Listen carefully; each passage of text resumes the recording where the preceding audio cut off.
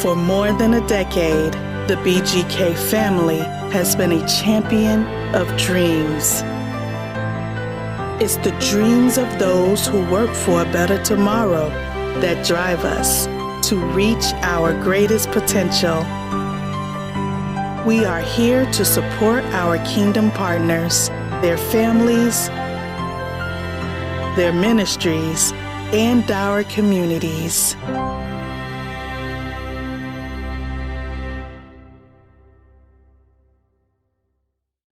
Are you looking for a marketing company that can capture your vision? Branding yourself or your business is no small task. That's why at Flaming Sword Productions, we offer unique visual concepts that are designed to meet all of your campaign needs. We provide a one-stop business solution to successfully brand your business, ministry, or organization just the way you envisioned it. Our designs range from banners, booklets, and book covers to e-promotions, logos, seals, and promotional t-shirts, and so much more. We are fast and affordable. Are you ready to let us create your unique brand identity? If so, contact us today at 312-863-0597 or email us at flamingswordwitty@gmail.com.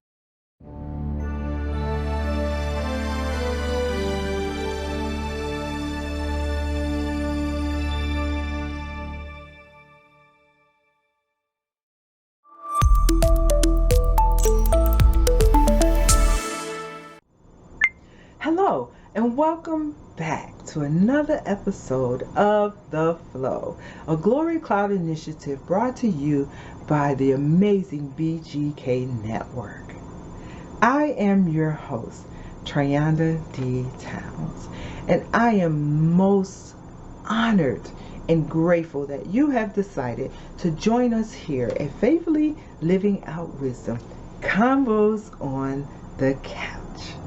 Yes, we have missed you, but without ado, we are coming back with some great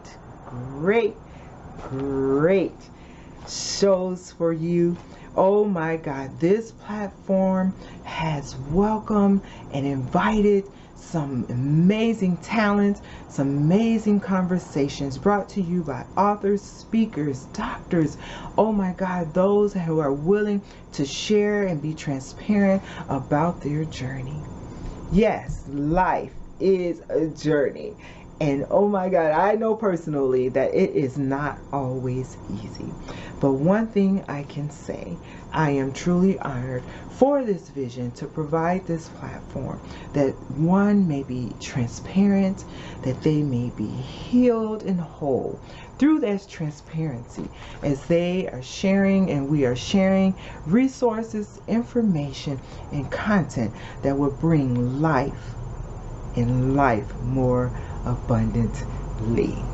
Yes, I am here back with you on today, part 2, resilience, right? And what Jesus has to say about resilience. First, before we get started, I just want to say thank you and give a big shout out and thank you to my sponsors and to the sponsors that continues to support and uplift in many forms that we may continue to come before you and provide this information and just be with you. I want to once again just say I am grateful and to give a great thank you and appreciation to BGK Network that continues to support the vision that we have. And I also want to just say thank you to those of you that continue to tune in, that reaches out through the emails, the phone calls. Oh my God, visiting our website and dropping your information. Oh, we thank you, because without you, there is no us. And so, part 2, continuing from, what does that look like? Who are we? What is this thing called resilience? What is it to be a resilient person? Right? Many talk about going through challenges, they talk about the journey, they talk about coming out, but what is that doing? What is the end result? Right? Many is talking once again about this thing called resilience. Many are putting out words and they're putting out books and they're putting out programs, but what does that mean? Right? Yes, for many years and decades I have did marketplace ministry. I am an entrepreneur, I am a business owner, I am an author, and I'm a speaker. But most important, I am a catalyst of hope in my own right. Many and some may agree, may not agree, and that's okay. But what does the word say and teach us about resilience, right? Life is teaching us about resilience, right? Because we're going through. Last year, every part of last year have taught us something different and more amazing about ourselves, of who we are, of what we could do, how important our families are, how grateful we are to the opportunities that we have and have had. Yes. Last year, that dance partner called COVID-19 showed up and showed out. And guess what?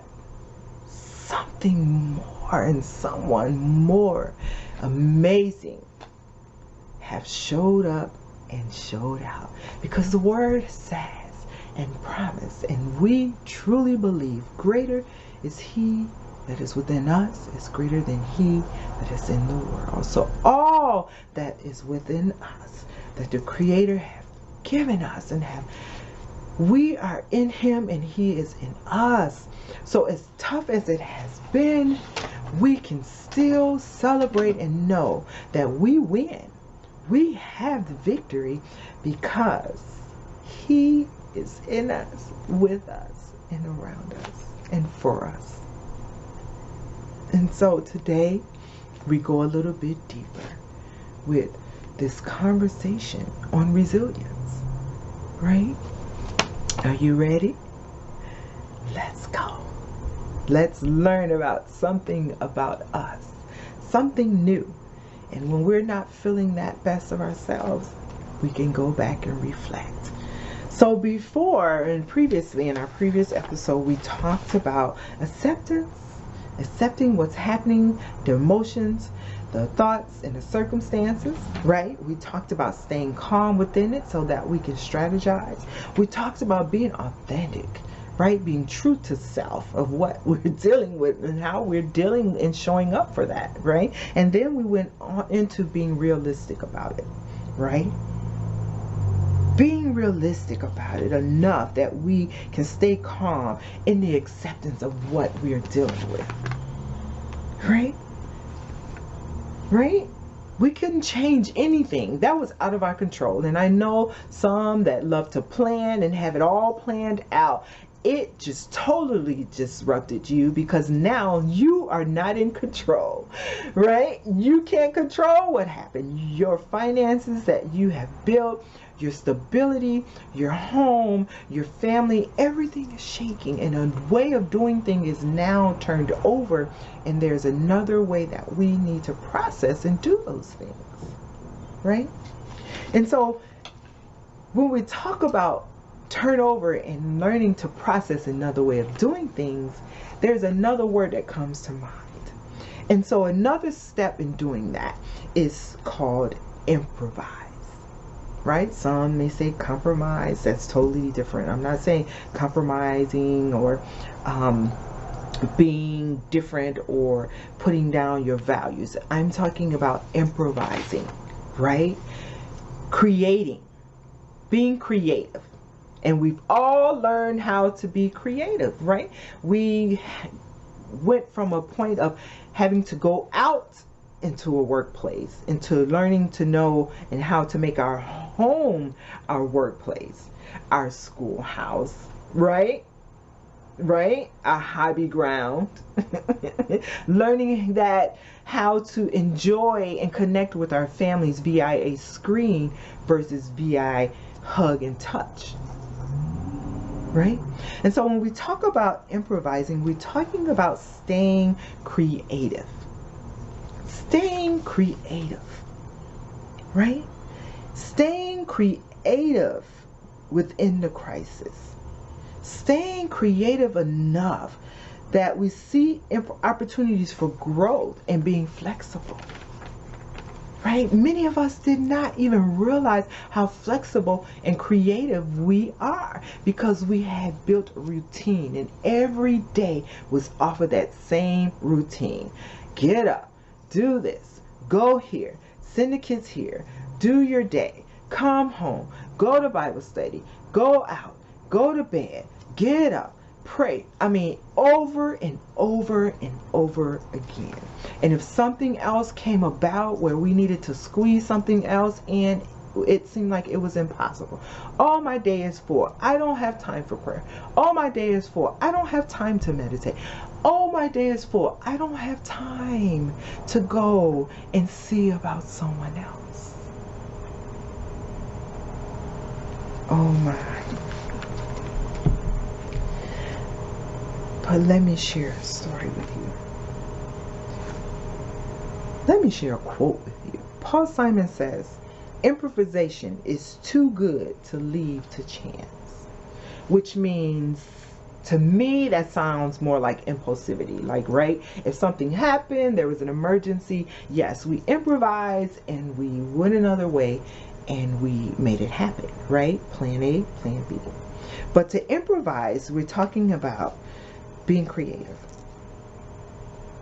Let me share something with you. On the night before his death, after observing the Passover meal with his disciples, Jesus retreated to the Mount of Olives. There it was a strategic retreat. Strategic. Right? Jesus went to the one place where he could hide, in the thick of olive tree groves.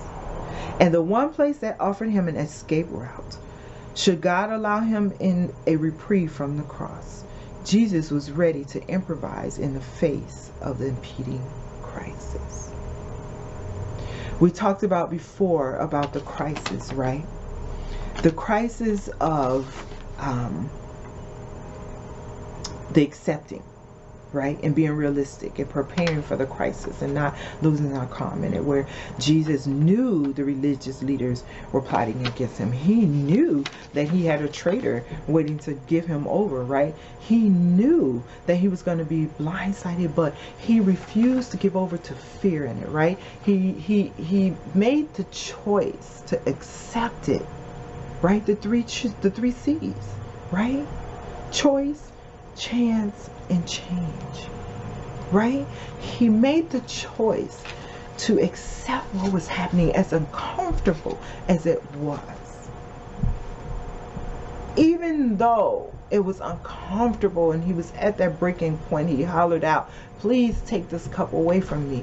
But in his calmness, his peace allowed him to say, let your will be done. Right? And so in this, I'm encouraging you to allow his will be done in you, to accept, to stay calm, however, find a way to do that. Be authentic, be true and transparent, and be real about what's happening, right? And know it's okay to improvise to get to the end result, not compromise. We're not talking about compromising, right? And forgetting about your values and your standard, but improvising so that you are creative enough to come to a solution another way. Life is always going to hit us. Yes, I always bring this up about dark spaces because we have been programmed and we have been taught, and even speaking it, that everything dark, oh, that's evil, oh, that's of the devil, oh, no. Mindset change. Let's change our mindset and know and believe and trust that matters of the mind do matter, right? And so let's shift that and know that in that changing, we're allowing a way for blessings to flow, creativity to flow, wisdom to flow, and how to navigate in whatever you are dealing with. Yes, dear, I know it's heartbreaking what you're going through. Yes, I know it's devastating to be betrayed. Yes, I know it's lonely to having to cut off and be cut away from your friends and your family and not be able to go and sit down and have dinner. But there is beauty in the stillness. There is beauty in the stillness. Yes. And guess what? In it all, we must not forget to give gratitude. Not just give gratitude, but to breathe gratitude, to be gratitude. How do you be gratitude? Just being grateful in all that it is. Yes, I know things go wrong. Yes, as my family and my kids say, we can nag and complain, but are we nagging and complaining, or are we just voicing, right, and processing those emotions so that we can transition into a state of positivity and come up with a solution to what we're dealing with? Right?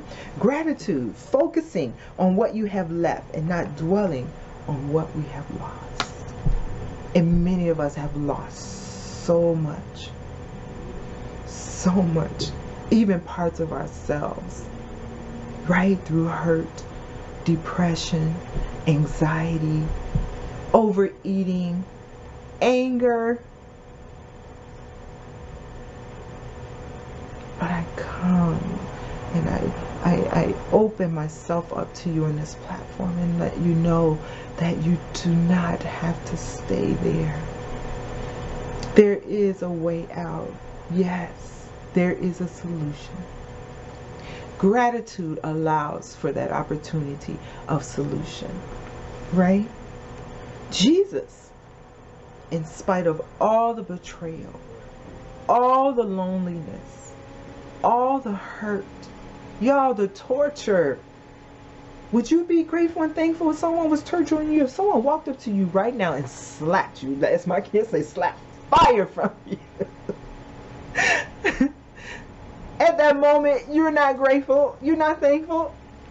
And some of you are, because some of them been waiting on, oh yeah, thank you so much, because now I'm going in. Right? We were grateful and thankful, but not for the best fruit, right? We were grateful. We were ready to serve some sour fruits of anger, contention, some pain. Yes, we were, because we were getting ready to get some pain for that pain. Yes.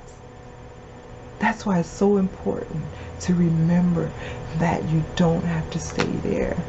Healing is so important because hurt people consciously and subconsciously, right?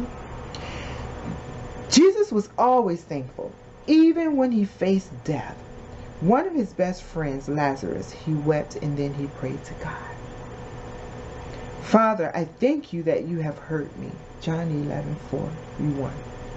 Jesus was always thankful for his Heavenly Father, no matter the circumstances. So even though he was hurt, he was broken, that his friend Lazarus has passed. And he was stenching, y'all, when he got there. He was so grateful. And in that gratitude, God gave him the grace and the gift to rise his friend up again. Right? Gratitude allows us to rise up again. I've spoken that often on previous episodes about the get up, about the rise up, right? And so one of the catalysts and the doorways for that sometimes is gratitude, even in the uncomfortable, right? Gratitude is the fairest blossom which springs from the soul. Henry Ward Beecher speaks that. Y'all, it's like a well that nourishes and quenches the thirst of hurt and loneliness and anger, right? That's dry places that's suffocating the life out of us, where we're so stuck in a place where we're isolated. We're isolated. And number 7 is work hard, right? This stuff don't just come. I know you have to put in the work. You have to put in the work. You have to put in the work. Take responsibility for your life, right? Work hard to make a better future. And many of us have done that. What we used to do for fun has now become our source of resources, financial resources, right? Because our hobbies have become our harvest. Yes, we're working hard, finding those places within us that told us that we wasn't worthy, that we had nothing to bring to the table, right? And Jesus did the same thing. He worked hard. He rose early, even before his fishermen. He rose early to pray, right? Mark 1:35 says he spent the day teaching, healing, and preaching, right? And in the evening, he would host meals for anyone who wanted to come. Jesus took responsibility for the amazing gifts God had given him, and he used them tirelessly to help others. Oh my. Not only have we had to improvise and be creative, you all, not only have we had to tap in and allow those springs to come forth of creativity, oh my God, we have allowed those gifts to bring forth a livelihood, not just for ourselves, but for many of those who we will never be able or possibly be able to see, even when the doors of the world open again, that we are changing their lives via through text, by creating codes and text, by books. Oh my God, many of us have written books and workbooks and tapped into the creativity of authorship that we have never tapped in before. Oh, social media, networking, making and building relationships in pathways that we would have never been able to reach before, right? Bringing healing, being transparent, and allowing our journey to be the example or the instruction book for them to get to where they need to be. Come on, somebody, that's exciting. Yes, yes. Look here. Yes. I was so afraid and I was so stuck, right? In this, and not giving and opening up, right? I had to learn how to allow my wells and my springs to come forth, so that even this platform, right, is a healing place for me, because I was still churning my way through my brokenness. Yes, I had lost a loved one. Yes, my seed was taken away from me in the most cruel way, and I couldn't understand that, because y'all, I served, I was in ministry, I sacrificed, I gave my home, I did everything that I thought was right, yet ugly still met me. I was broken, yet grace still kept me, and can keep you too. Amen. Amen. Right? Come on now. And all of it, nothing, I'll always say, nothing happens without purpose. And so I believe part of my resilience, I unconsciously began to build and to grow, not knowing. I just wanted to find the purpose and the reason behind what I was dealing with. I wanted to reap the benefits of getting to the finish line. And so that was my driver and my motivator. So I encourage you to do the same. Search, research, right? What is your motivator, right? Sometimes just knowing that that's the right thing to do is not enough. It's not enough.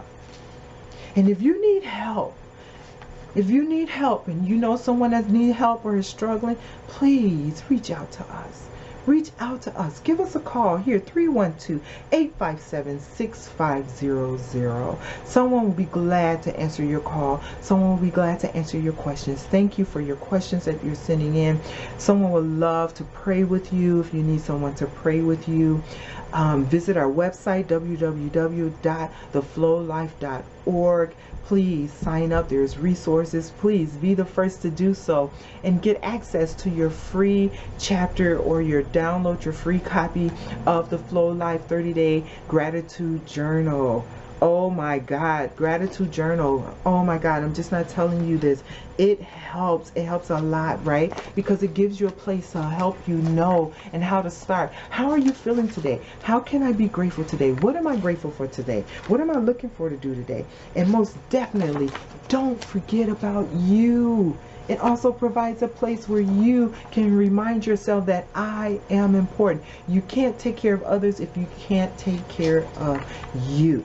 And so please reach out, www.theflowlife.org.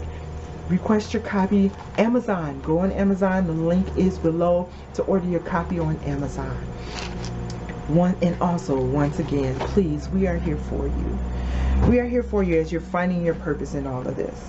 Look for the bigger picture in life. Focus on what enjoys and what you enjoy and serving others, right? Jesus found a purpose in everything he did. He did it to allow anything or anyone to pull him, didn't allow anything to pull him away from his purpose, right? Mark 1:3-6 tells us and gives us examples of that. So all of this distraction, all of this, remember, there is purpose for you. There is destiny that you have to get to. This could be your stepping stone. This could be your driver, or it can be your distraction and your destroyer. I encourage you to seek the first, right? Find your purpose.